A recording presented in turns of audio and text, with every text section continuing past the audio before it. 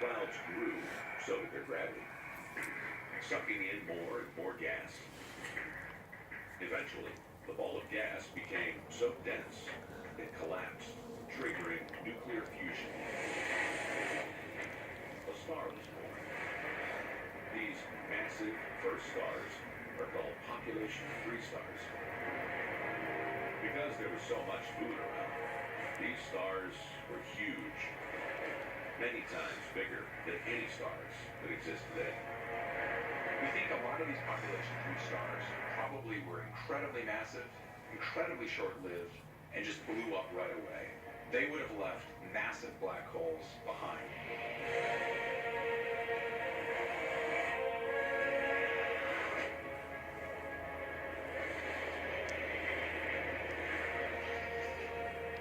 With so much food available, these young, ravenous black holes, called quasars, started binge eating. Became incredibly bright. Billions of years later, we can still see their glow. The most luminous, bright objects in the universe are things called quasars. And it may seem kind of ironic, but what these really are supermassive black holes. There's so much stuff trying to cram itself down the black hole that everything gets very hot, very energetic, and you can see them clear across the universe.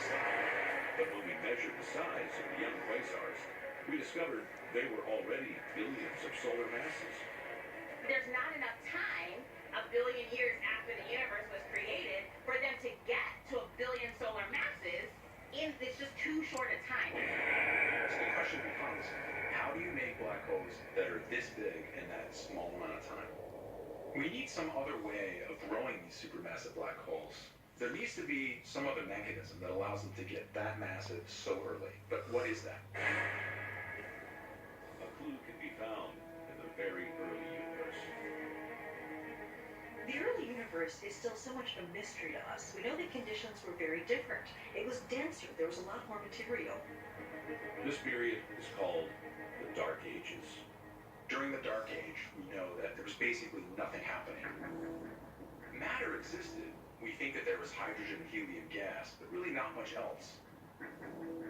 There were a few stars around, but nothing large enough to form giant black holes. But there were huge clouds of gas.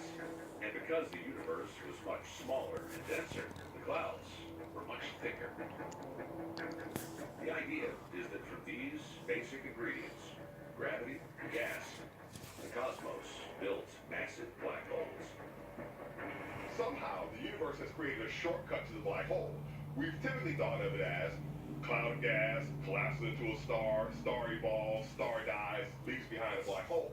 Perhaps the universe has found a way to skip the star phase and go directly to the black hole.